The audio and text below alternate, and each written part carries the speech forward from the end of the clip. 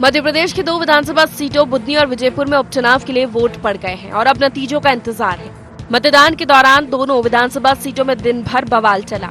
सबसे अधिक बवाल की खबरें विजयपुर से आईं, जहां दोनों पार्टियों ने एक दूसरे पर मतदान में गड़बड़ी के आरोप लगाए। कांग्रेस का आरोप था कि बीजेपी के लोग आदिवासियों को वोट नहीं डालने दे रहे, तो भाजपा ने कांग्रेस के बाहरी नेताओं पर उपद्रव फैलाने के आरोप लगाए। इस बवाल के बाद प्रशासन ने दोनों प्रत्याशियों को नजरबंद कर दिया। गड़बड़ी की खबरें आई तो बीजेपी के अध्यक्ष वी डी शर्मा और कांग्रेस के अध्यक्ष जीतू पटवारी दोनों विजयपुर के लिए रवाना हुए, लेकिन प्रशासन ने दोनों को रास्ते पर रोक दिया, जिसके बाद दोनों भड़क उठे। कांग्रेस अध्यक्ष जीतू पटवारी ने एक्स पर लिखा, मध्य प्रदेश में लोकतंत्र आज अपनी आखिरी सांसें ले रहा है। बीजेपी प्रदेश अध्यक्ष वी डी शर्मा ने कहा कि कांग्रेस हार के डर से जो दिमाग चला रही है, उसका षड्यंत्र सबके सामने आना चाहिए। 25 पोलिंग स्टेशन पे लगातार अलग अलग तरीके से अराजकता की हमने ऑब्जर्वर को लगातार शिकायतें की, जो रिकॉर्ड में है। मैंने कलेक्टर को बोला, एसपी को बोला, बीरपुर के 100 रुद्र वाले 108 नंबर पोलिंग पे पीठासीन अधिकारी को पीटा गया, पेटी फोड़ दी। और इससे ज्यादा प्रमाण अराजकता के, अत्याचार के, गुंडागिर्दी के, लोकतंत्र की हत्या के, भारतीय जनता पार्टी के कुशासन के और क्या मिलेंगे। कांग्रेस पार्टी ने विजयपुर के उपचुनाव में हार की बौखलाहट से जिस प्रकार से योजनाबद्ध तरीके से आदिवासी भाई और बहनों को दबाव की राजनीति करने के लिए योजनाबद्ध तरीके से जो गुंडिज्म किया है, और फिर आकर के कांग्रेस के नेता जो लगातार क्षेत्र में दबाव की राजनीति करना चाहते हैं, मैं भी उसका जवाब देने के लिए आया हूं कि किसी प्रकार से कांग्रेस के इस प्रकार के गुंडिजों दबाव की राजनीति नहीं चलेगी। बवाल की खबरें बुधनी से भी आती रही। यहाँ भी कांग्रेस और भाजपा दोनों ने मतदान में गड़बड़ी के आरोप लगाए। बूथों में भाजपा कांग्रेस के कार्यकर्ता भिड़े ही एक दूसरे की शिकायत करने थाने तक पहुंच गए। बुद्धि विजयपुर से बवाल की खबरें दिन भर आती रही। इस बीच दोनों पार्टियों के नेता भोपाल में चुनाव आयोग के पास पहुंच गए। कांग्रेस का प्रतिनिधि मंडल घंटी बजाते हुए चुनाव आयोग के दफ्तर पहुंचा। इनका कहना था कि आयोग सो रहा है, इसलिए घंटी बजाकर उसे जगाने आए हैं। वहीं भाजपा ने आरोप लगाया कि कांग्रेस दिखती हुई हार के कारण अराजकता फैलाने की कोशिश कर रही है। वोट डालने से लोगों को रोका जा रहा है, मारपीट हो रही है, वहाँ रक्त रंजित लोग पोलिंग बूथों पर खड़े हुए, सब स्पष्ट दिखाई दे रहा है। कांग्रेस को विजयपुर और बुधनी में दिखती हुई हार की बौखलाहट दिखाई दे रही है। जिस तरह से उन्होंने सुबह से इन दोनों उपचुनाव के इन क्षेत्रों में वहाँ गड़बड़ी फैलाने का काम, वहाँ पर अराजक तत्वों के माध्यम से चुनाव को प्रभावित करने का काम उन्होंने किया है। आरोप प्रत्यारोप के बीच दोनों दलों के बड़े नेता अपनी अपनी पार्टी की जीत के दावे करते नजर आए। दोनों पार्टियों का दावा है कि जनता उनके साथ है। एक ही परिणाम है, जनता के आशीर्वाद से भारतीय जनता पार्टी की जीत। अद्भुत, अकल्पनीय, एक तरह से पराकाष्ठा है लोकतंत्र की हत्या की, और इसका मुंह तोड़ जवाब विजयपुर की जनता मतदान देके करेगी। बवाल, आरोप प्रत्यारोप, जीत के दावे के बीच हुए चुनाव के बाद अब 23 नवंबर का इंतजार है। दोनों सीटों के नतीजे सामने आएंगे। देखना ये है कि जनता भाजपा के विकास के दावों पर मुहर लगाती है या कांग्रेस की परिवर्तन की मांग को मानती है। Bureau report, IND 24।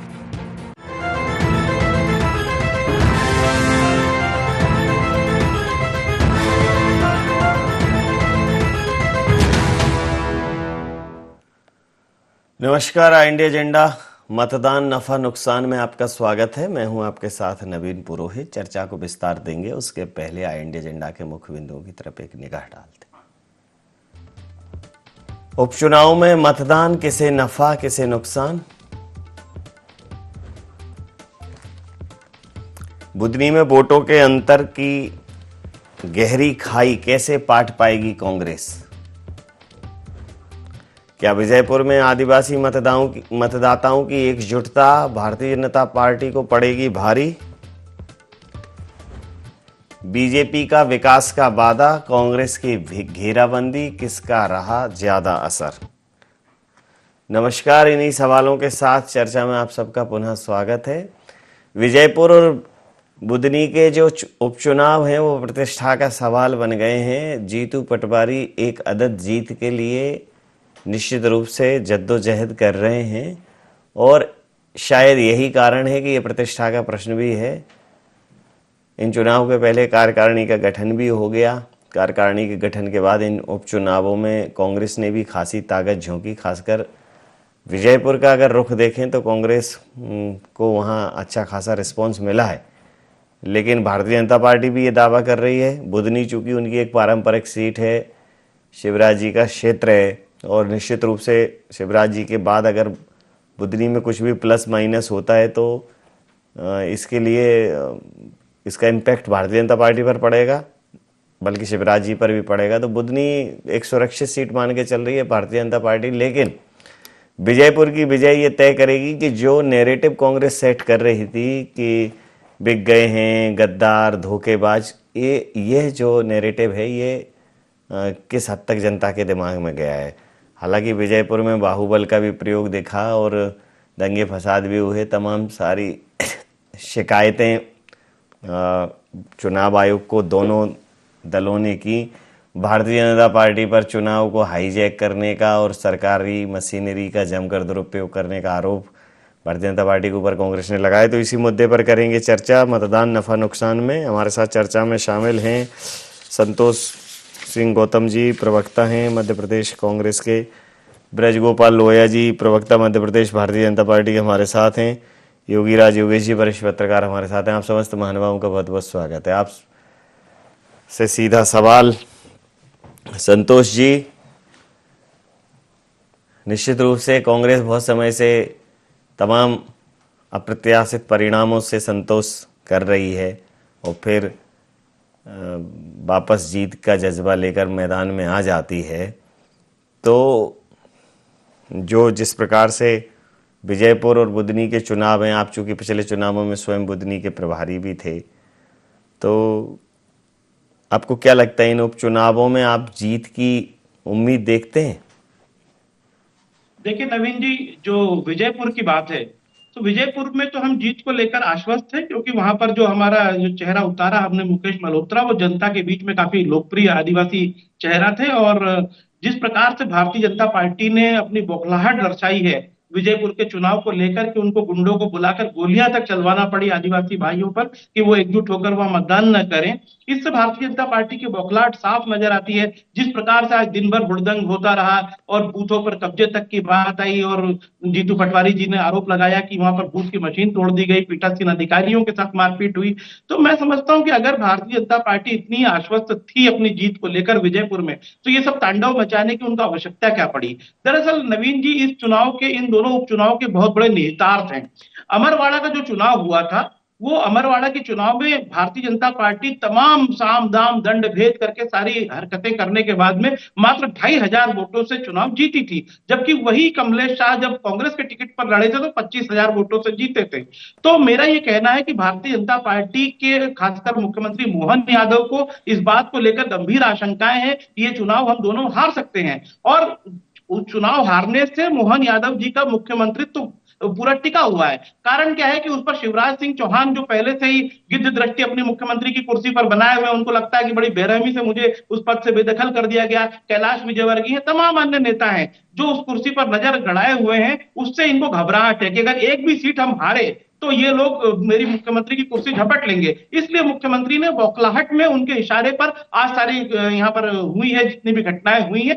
तो विजयपुर को लेकर हम बहुत ज्यादा आश्वस्त हैं कि हम चुनाव जीतेंगे, क्योंकि इतनी बौखलाहट के बावजूद कांग्रेस का कार्यकर्ता डटा रहा। हमारे प्रदेश अध्यक्ष बिल्कुल जिसको कहते हैं जाबाजी के साथ, जिस तरीके से एक प्रदेश अध्यक्ष को लीडिंग फ्रॉम द फ्रंट होना चाहिए, वैसा उन्होंने कांग्रेस पार्टी को लीड किया। और जहां तक बुधनी का सवाल है, राजकुमार पटेल वहां का एक पुराना जाना माना चेहरा है और बुधनी में कांग्रेस पार्टी ने जो मेहनत की उसके बाद भले ही भारतीय जनता पार्टी ऊपर से कितना भी ढकने का प्रयास करे, जिस प्रकार से ज्योतिरादित्य सिंधिया ने भीतरघात की कोशिशें विजयपुर में की है, उसी प्रकार से कार्तिकेय सिंह चौहान और शिवराज सिंह चौहान ने तो नहीं की है, लेकिन उनके समर्थकों ने निश्चित असंतोष जाहिर किया है। ऐसी खबरें हमारे पास आ रही थी कि बहुत ज्यादा असंतुष्ट वहां के कार्यकर्ता थे। उनको लग रहा था कि कार्तिकेय सिंह चौहान वहां से मैदान में उतरेंगे, लेकिन भारतीय जनता पार्टी ने जब उनको मौका नहीं दिया तो वहां का कार्यकर्ता भी इस बात को लेकर नाराज है। खास करके जो किरार तबका है, जो वहां का समृद्धशाली तबका माना जाता है, वो लोग और जो लोग इन्फ्लुएंस में थे कार्तिकेय चौहान के, उन्होंने सबने जो नुकसान पहुंचाया भारतीय जनता पार्टी को। तो हम निश्चित रूप से बुधनी भी जीत सकते हैं और विजयपुर तो हम जीत ही रहे हैं।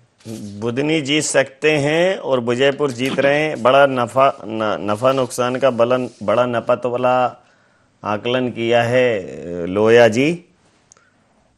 मतलब ये नहीं है कि कोई कंफ्यूजन हो, उन्होंने कहा है बुधनी में संघर्ष है और विजयपुर क्लियर है। नहीं, देखिए नवीन जी, बिल्कुल निश्चित है कि संतोष जी कह रहे हैं तो उनके पास केवल कहने के लिए है, ना तथ्य है ना सत्य है। अब मैं आपको बताता हूं, आज माननीय प्रदेश अध्यक्ष जी ने जो कहा है उसमें एक बहुत गंभीर प्रश्न उन्होंने उठाया है कि जीतू पटवारी जी अपना फेस सेव करने के लिए कि जो 29 लोकसभा पूरे हार चुके हैं, एक उपचुनाव हुआ उसे भी हार चुके हैं, और उनके नेतृत्व में जो कांग्रेस जिस तरह अपने कार्यकर्ताओं को जनाधार को खो चुकी है, तो ये देखिए कि ये योजनाबद्ध कैसा है। आप एक बात को समझिए कि जितनी भी घटनाएं विजयपुर विधानसभा में हुई है वो केवल एक मंडल में हुई है, बीरपुर में। वो बीरपुर मंडल भारतीय जनता पार्टी का परंपरागत गढ़ है। वहां कांग्रेस ने षड्यंत्र पूर्वक उपद्रव फैलाने का काम किया, वहां वातावरण खराब करने का काम किया ताकि मतदान प्रभावित हो या मतदान कम प्रतिशत में हो। तो ये कांग्रेस की वहां रणनीति थी। दूसरा, ये जो अभी कह रहे थे संतोष जी कि बड़े अनुभवी नेता है, बिल्कुल निश्चित राजकुमार पटेल जी बहुत अनुभवी नेता है। उनसे ज्यादा अनुभव शायद, मैं जहां तक जितनी मेरी राजनीतिक समझ है, देश में किसी कांग्रेसी को नहीं है। 8वीं बार वो कांग्रेस के टिकट से चुनाव लड़ रहे हैं। जिस कांग्रेस पार्टी में 3 बार हारने वाले को 4थी बार टिकट नहीं मिला किसी को भी आज तक, वहां राजकुमार पटेल केवल 1 बार जीतकर 8 बार टिकट लेने में कामयाब हुए हैं। ये निश्चित बताता है कि उनकी जड़ें कांग्रेस में बहुत गहरी हैं कि किस तरह वो अपना टिकट ले लेते हैं। अभी 2023 का जब पिछले वर्ष विधानसभा चुनाव इन्हीं दिनों में हुआ था, तब राजकुमार पटेल जी भोजपुर से लड़ रहे थे। उस समय उनकी भाभी भोपाल से, गोविंदपुरा से चुनाव लड़ रही थी, निश्चित है। परंतु उनका जो भी राजनीतिक अनुभव है वो केवल हारने का है। जहां तक बुधनी का प्रश्न है, भारतीय जनता पार्टी के पास कोई थोड़ी बहुत लीड नहीं है। वहां कांग्रेस उस खाई को नहीं पाट पाएगी। इनके बड़े नेता अरुण यादव जी लड़ने गए थे, 65,000 से हारे थे। उसके बाद इन्होंने एक बंबई से आयात किए थे एक उम्मीदवार संजय मस्ताय जी, वो 1,04,000 से अधिक वोटों से हारे, और फिर लोकसभा चुनाव में तो 1.5 लाख वोटों से ये बुधनी में हारे। तो मेरा जहां तक समझना है कि विजयपुर विधानसभा में बहुत कंफर्टेबल बीजेपी जीत रही है, इसमें हमें कोई शक नहीं है, केवल वहां मार्जिन की बात हो रही है। और जहां तक बुधनी का सवाल है, तो मध्य प्रदेश में ऐसा कोई व्यक्ति नहीं मिलेगा जो बुधनी में जीत के प्रति आशंकित हो। भारतीय जनता पार्टी के मन में कहीं कोई कंफ्यूजन नहीं। मैं एक बात और इसमें ऐड करना चाहूंगा कि जीतू पटवारी जी, अब मुझे लगता है कि उनके लिए अध्यक्ष के नाते ये चला चली की बेला है, और बेला इसलिए है कि ये 2 चुनाव हारने के बाद मैं नहीं समझता हूं कि कांग्रेस का कार्यकर्ता और नेता उन्हें स्वीकार करेंगे, क्योंकि उनकी कार्यकारिणी में से तो ज्यादातर लोग असहमत हैं। 9 लोग इस्तीफा दे चुके हैं, अभी तक उसमें संतुष्ट कोई नहीं है, और ये 2 चुनाव हारने के बाद उनके पास कोई तमगा नहीं होगा। तो मुझे लगता है कि जीत और हार का नहीं है विषय, है कि जिस शुचिता से चुनाव होना चाहिए था उसको खंडित करने का काम विजयपुर विधानसभा में कांग्रेस ने किया। जी, प्रतिक्रिया ले लेता हूं योगी राज जी से। योगी राज जी, अब देखिए, ये वैसे तो उपचुनाव हैं, लेकिन जिस हिसाब की जोर आजमाइश हो रही है, इससे एक तो जीतू पटवारी जी, जिनको अभी तक कोई जीत ही नहीं मिली है, तो उनके लिए भी, और जैसा मोहन यादव सरकार के लिए भी प्रतिष्ठा का प्रश्न इसलिए बन गया है कि रामनिवास रावत जी को अभी बीच में तोड़कर लाए हैं, फिर उन्हें मंत्री भी बनाया है। तो जो नैरेटिव सेट कांग्रेस कर रही है कि गद्दार और जो धोखेबाज, उनसे जनता बचे, तो उस नैरेटिव को भी तोड़ना है। तो बड़ा जद्दोजहद, बिल्कुल 2 उपचुनाव है, लेकिन जद्दोजहद ऐसा है जैसे बहुत ही बड़ी श्रृंखला का चुनाव। देखिए नवीन जी, इस चुनाव की यही सबसे बड़ी विशेषता है, ये उपचुनाव की, कि ये ऐसे उपचुनाव है दोनों जगह के जो बहुत इंटरेस्टिंग उपचुनाव है, जो बहुत बड़े दिलचस्प चुनाव बने। और ये इस मामले में बने कि आमतौर पर ये होता है कि विधानसभा उपचुनाव अमूमन एक तरफा ही होते हैं। यहाँ लेकिन कांग्रेस की इस मामले में तारीफ करनी पड़ेगी कि दोनों ही प्रत्याशी उन्होंने ज़बरदस्त दिए, जो वहाँ टक्कर दे रहे हैं। लेकिन फिर भी एक बात उनने, लोया जी ने बहुत अच्छी की, यहाँ केवल जीत का वोट के अंतर पर फर्क पड़ेगा कि कितने की लीड बीजेपी वहाँ से ले रही है, कितना डाउन होती है, बस इसका परिणाम है ये। बाकी है ये सत्ता पक्ष के पक्ष में। एक और महत्वपूर्ण बात इसमें ये है नवीन जी, इस दोनों जगह आप ये देखिए ये भाजपा कुछ भी कहे, कांग्रेस कुछ भी कहे, भाजपा के प्रत्याशी कुछ भी कहें, कांग्रेस के प्रत्याशी लोकल भी कुछ भी कहें, जनता ने कितना जबरदस्त मतदान किया है। आप देखो 79%। पिछली बार भी पिछली बार 81 तो कहने का अर्थ है कि पिछली बार तो चूंकि एक आम चुनाव होते हैं तो लोगों में एक उत्साह रहते ही रहता है, लोग उस वे में रहते हैं, उस मूड में रहते हैं। अभी उपचुनाव में भी लोगों ने वही मूड बरकरार रखा, खासतौर पर जब वहाँ गोली चलने जैसी घटनाएं हुई, खासतौर पर जबकि वो इलाके ही इन सारी चीज़ों के लिए जाना जाता है, तो जनता बढ़ चढ़ कर हिस्सेदारी कर रही है और जनता तय करती है सारी चीज़ें। ये कैंडिडेट भले ही कुछ भी कहे कि हम जीत रहे हैं, तुम जीत रहे, लेकिन इसमें भागीदारी, पार्टिसिपेशन जनता का सराहनीय है। वो जिस बढ़ चढ़ कर अपना प्रतिनिधित्व चुनने के लिए लालायित हैं, ये इस उपचुनाव में भी एक बड़ा पक्ष देखने को मिला। बाकी उपचुनाव तो जैसे पहले भी अपन भी चर्चा करते आए हैं, आमतौर पर जाता वो सत्ता पक्ष की तरफ है, लेकिन इस चुनाव को दिलचस्प बना दिया विपक्ष ने। ये इसकी मैं थोड़ा सा सफलता मानता हूँ। और जहाँ तक जीतू पटवारी की बात है तो हो सकता है कि वो जीतू से जीतू हो जाए कि कैसे जीतूँ मैं एक भी सीट पर, लेकिन फिर भी कांग्रेस टक्कर दे रही है, ये बड़ी बात है जी। संतोष जी, कांग्रेस की स्थिति में अगर कांग्रेस टक्कर देती है तो इसमें ही लोग बड़ी बात देखने लगते हैं। मतलब टक्कर दे रही है तो बड़ी बात है, मुझे लगता है कि जीतें तब बड़ी बात है। क्या कहेंगे?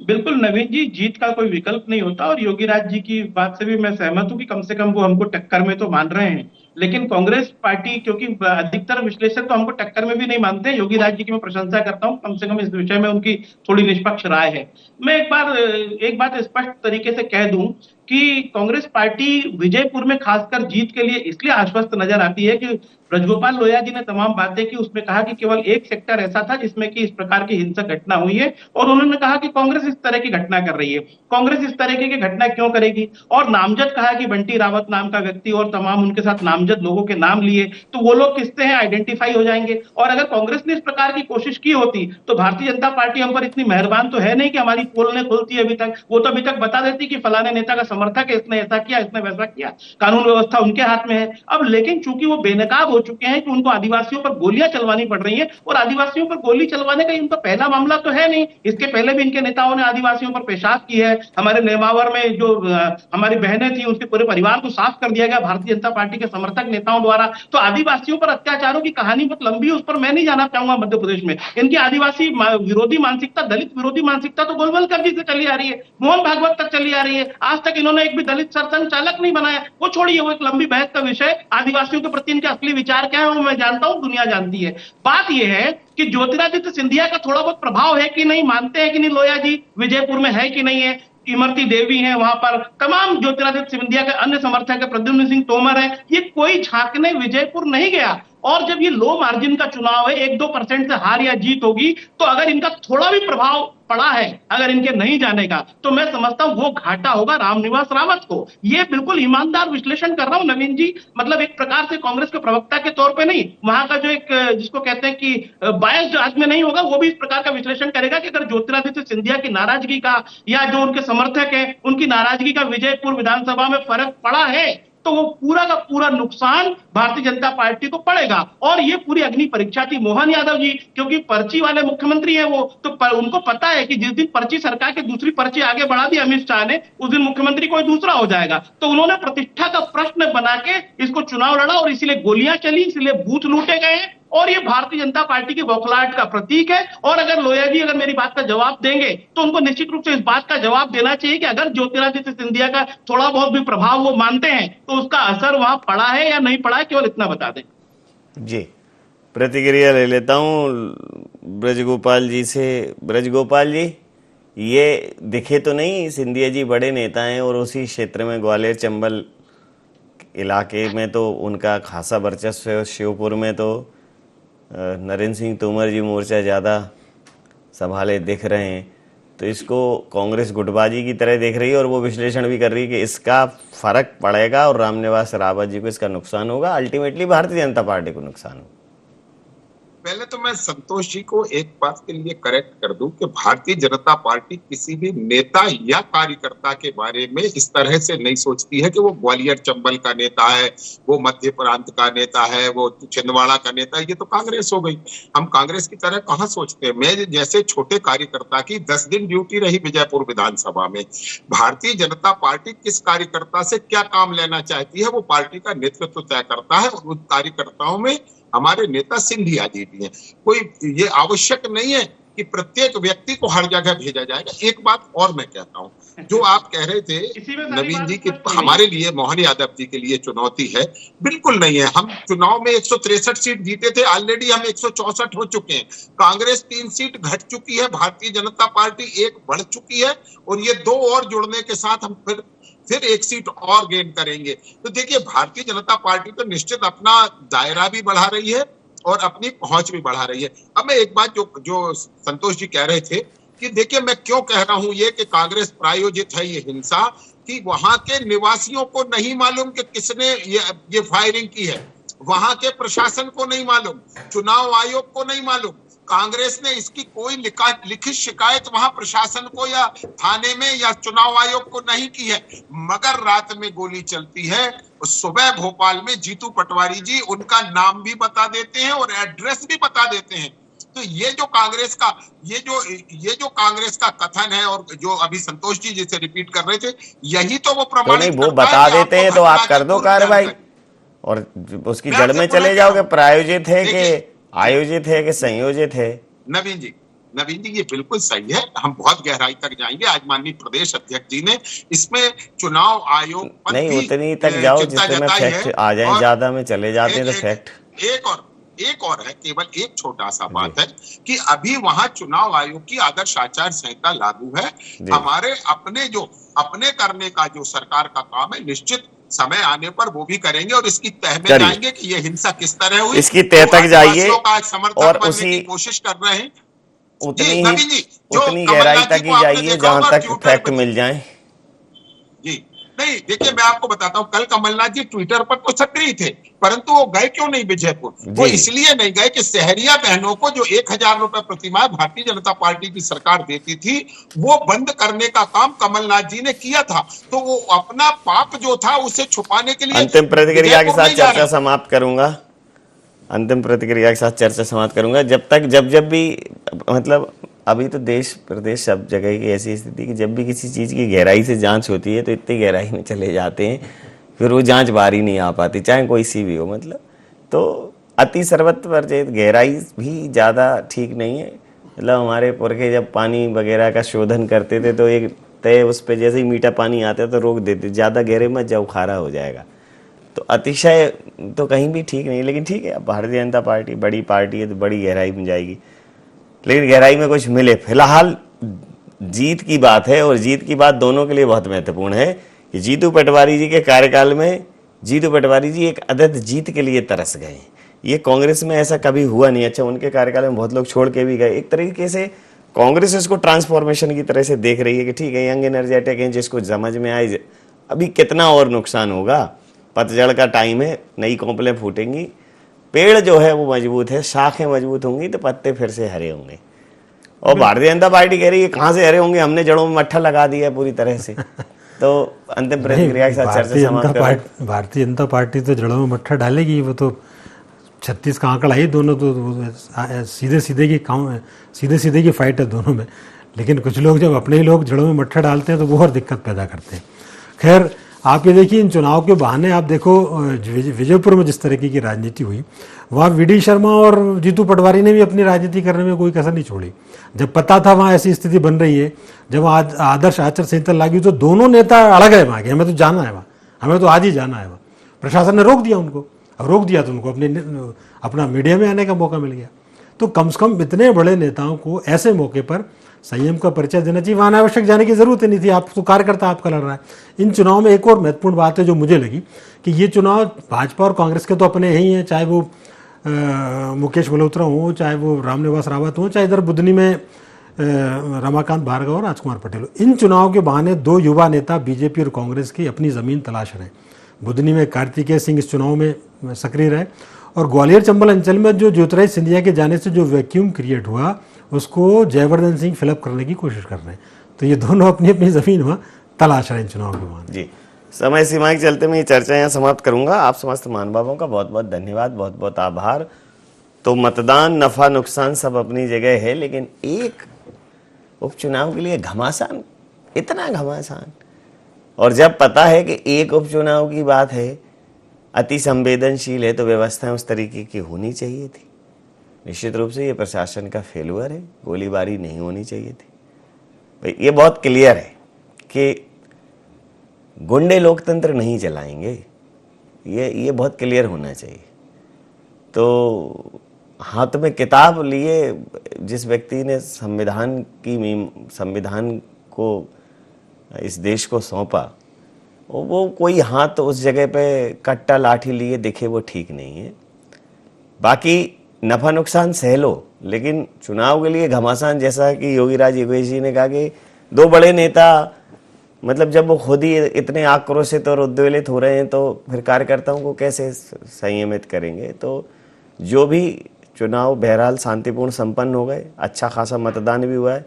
दोनों जगह के जो प्रत्याशी, उनकी किस्मत ईवीएम में कैद हो गई है। अब जब नतीजे आएंगे तो अगर कांग्रेस कहीं भी गेन करती है तो कांग्रेस के लिए बड़ा गेन, भारतीय जनता पार्टी को निश्चित से दोनों से कम कहीं भी कोई गुंजाइश नहीं है। लेकिन अगर कांग्रेस कहीं भी एक जगह अच्छा परफॉर्मेंस दिखा के और कोई जीत ले लेती है तो कांग्रेस के लिए ये जीत बड़ी जीत साबित होगी। IND एजेंडा में नहीं, आप बने रहिए IND 24 के साथ और देखते रहिए IND 24। नमस्कार।